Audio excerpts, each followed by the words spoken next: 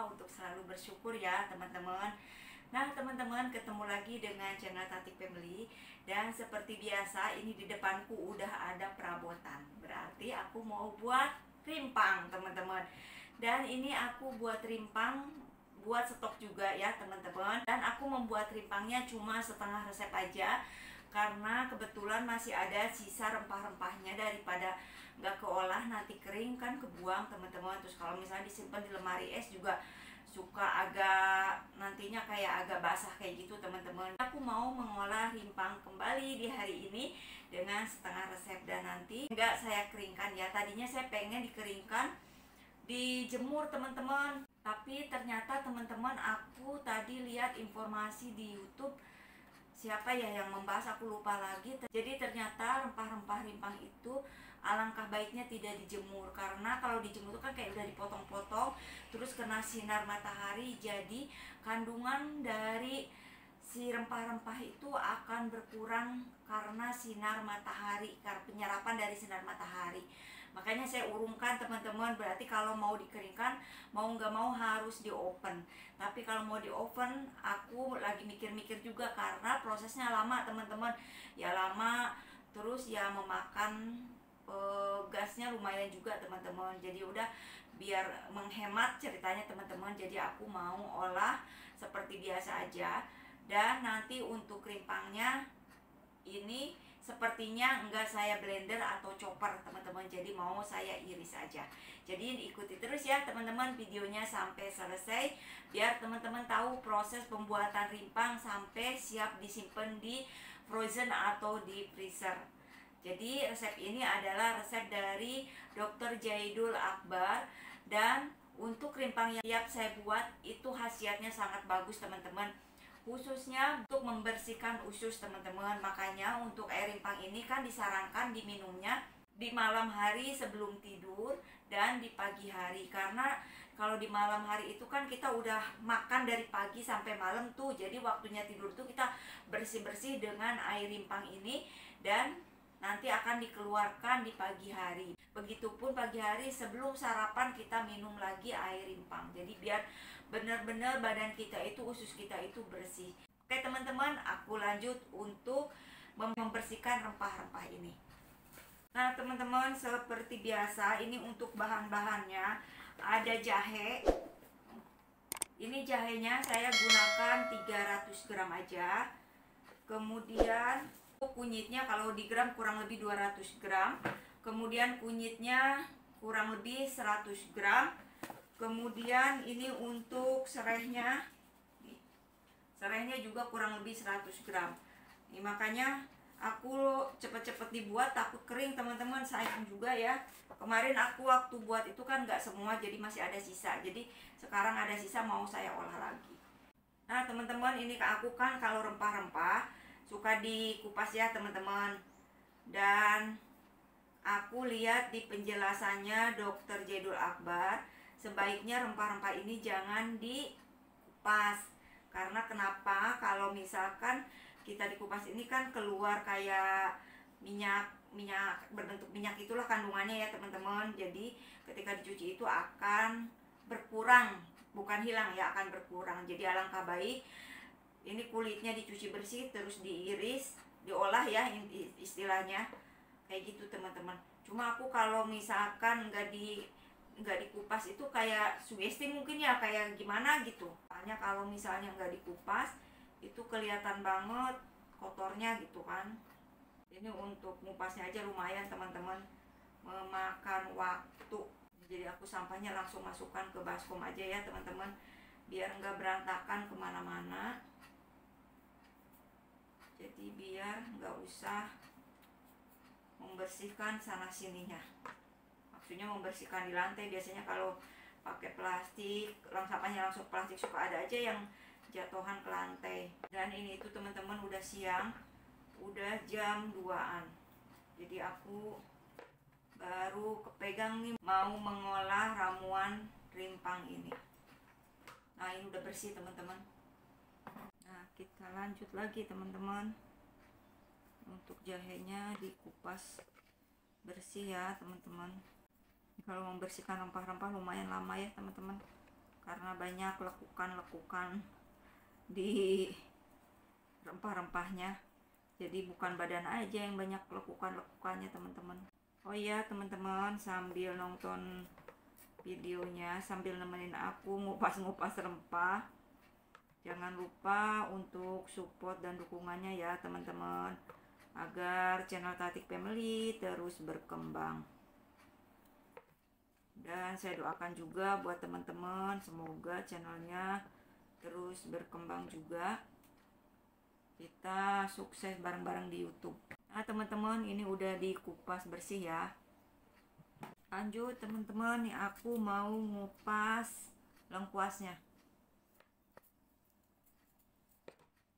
Dan ini lengkuasnya juga dibersihkan bersih ya, khususnya yang item-itemnya.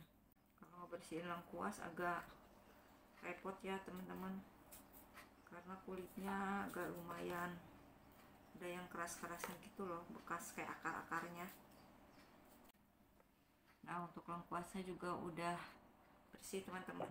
Lanjut teman-teman, ini buat ngebuangin kulit-kulit serai yang kurang bagus. Jadi yang udah agak kering gak aku masukkan. Nah lanjut teman-teman, ngupas yang paling aku nggak suka, yaitu kunyit. Ini ke tangan pasti pada kuning, pakai sarung tangan juga percuma teman-teman, karena tetap aja sarung tangannya pada bolong kena pisau. Ya udahlah, apa kita kupas biasa aja, paling nanti tanganku pada kuning lagi. Aku kupas semua kunyitnya juga. Nah teman-teman, ini udah aku bersihkan semua dan ini tinggal aku cuci aja. Nah teman-teman, aku mau nyuci-nyuci untuk rempahnya atau rempahnya ya. Kita cuci jahenya juga, dan ini cucinya gak usah lama-lama ya teman-teman, sayang nanti kandungannya akan berkurang. Yang penting cuci sampai hilang debunya dan kotorannya aja. Nah teman-teman, ini rimpahnya udah aku cuci dan ini mau aku iris. Ini pisaunya udah bersih juga. Jadi ini aku mau iris untuk si jahenya dulu ya. Dan aku irisnya tipis-tipis teman-teman. Irisnya tipis-tipis aja.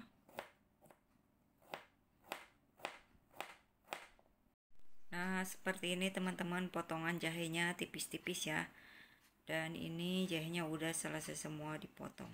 Lanjut untuk potong lengkuas teman-teman, dan lengkuasnya pun aku potong tipis-tipis juga.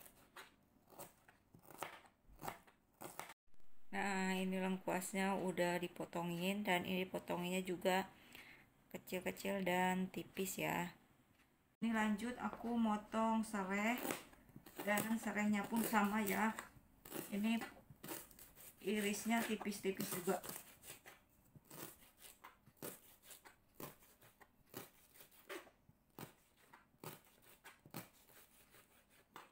Nah teman-teman, ini untuk serainya udah dipotongin dan dipotongnya juga kecil-kecil ya teman-teman. Jadi kalau dipotong kecil-kecil terlihat banyak. Lanjut teman-teman, nih untuk potongin kunyitnya juga. Aduh, potong kunyit tuh pokoknya luar biasa ke tangan. Dan ini potongnya juga sama tipis-tipis ya teman-teman.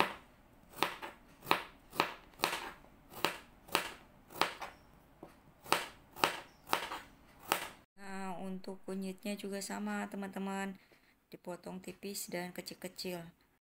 Nah teman-teman, ini untuk bahan rimpangnya tuh udah saya potong-potong semua, dan ini siap untuk di pack atau dikemas ya. Nah teman-teman, untuk rimpang ini mau saya aduk rata ya, jadi nanti tinggal masukin ke plastik aja. Jadi kunyit, jahe, lengkuas aku aduk semua aja. Nah ini udah kecampur semua, tinggal aku masukin ke plastik. Nah teman-teman, ini rimpangnya mau aku kemas pack di plastik kayak gini ya. Jadi aku mau masukkan satu plastik gini sekali minum buat berdua.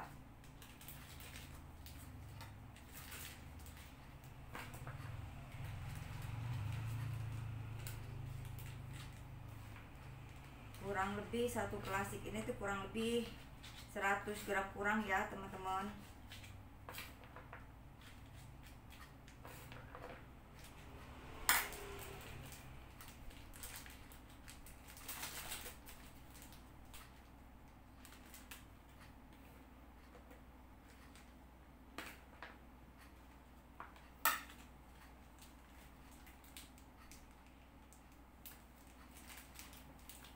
Nah teman-teman, seperti ini nih ya. Jadi ini untuk satu kali minum. Jadi kalau buat teman-teman yang mau bikin ramuan rimpang ini yang nggak di nggak di chopper atau di blender ataupun di kering di oven, itu bisa dengan cara seperti ini ya teman-teman. Untuk rasanya sih hampir sama aja teman-teman, mau yang dikeringkan ataupun di blender dan diiris gini ya. Kalau yang diiris gini terasa fresh yang rempah-rempahnya. Kalau yang dikeringkan itu terasa wangi karena udah dikeringkan ya teman-teman. Kalau yang di blender itu wanginya kayak bumbu dapur yang buat pepes ayam teman-teman. Tapi rasanya sih sama, cuma wanginya aja teman-teman. Jadi pas kita minum tuh keciumnya seperti itu. Jadi aku bungkusin sampai plastiknya benar penuh ya teman-teman. Nah seperti ini. Kalau buat minumnya sendiri ya teman-teman, cukup segini aja nih teman-teman. Nah cukup segini ya, berarti setengahnya ya, karena aku buat minumnya berdua sama suamiku, jadi plastik ini dipenuhin. Nah enaknya bahan-bahannya diiris teman-teman, jadi keperabotan gak terlalu kuning banget. Jadi perabotanku gak terlalu kotor ya. Kalau di blender itu kayak kuningnya itu nempel banget gitu. Alhamdulillah selesai teman-teman. Tuh habis. Nah teman-teman, ini rimpangnya udah diplastikin ya, udah dikemas. Ini dapatnya 8 pack atau 8 plastik. Jadi kurang lebih buat 8 kali minum. Nah ini untuk rimpang ini mau saya simpen di freezer. Aku mau masukkan ke tempat ini aja ya, karena tupperwareku pada penuh semua. Dan ini mau dimasukkan ke dalam freezer. Jadi ini gak perlu ditutup teman-teman, gini aja ya. Aku masukkan dulu ke dalam freezer. Nah ini aku masukkan dulu rimpangnya ke dalam freezer ya, jadi biar nggak busuk. Dan ini rimpang yang kemarin saya blender, jadi nanti minumnya bisa giliran ya. Jadi misal sehari ini, jadi gimana pengennya aja, mau yang ini atau yang ini. Yang penting kita udah punya stok di lemari es. Nah teman-teman, seperti itu ya untuk bikin rimpang hari ini yang diiris dan untuk stok di frozen atau di freezer. Dan alhamdulillah dapat 8 pack ini. Jadi ini buat satu kali minum bareng suamiku ya, jadi buat 2 gelas air.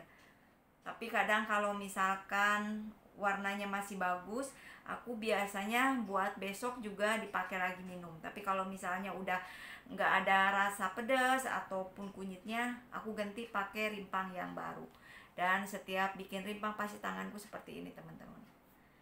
Nah teman-teman, mungkin seperti itu ya video hari ini untuk membuat rimpang iris ini.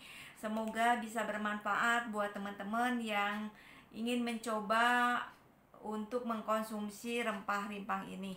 Pokoknya teman-teman dijamin enak dan ke badan juga enak. Yang pasti terasa badan itu kayak seger aja loh teman-teman. Beda sebelum aku waktu minum rimpang ya, tapi mungkin tergantung ke kondisi badan juga ya. Dan seperti itu yang saya rasakan selama minum minuman rimpang ini. Oke teman-teman, karena untuk membuat ramuan rimpang udah selesai, jadi akan saya akhiri videonya sampai di sini. Nanti kita ketemu lagi di video berikutnya. Terima kasih. Wassalamualaikum warahmatullahi wabarakatuh.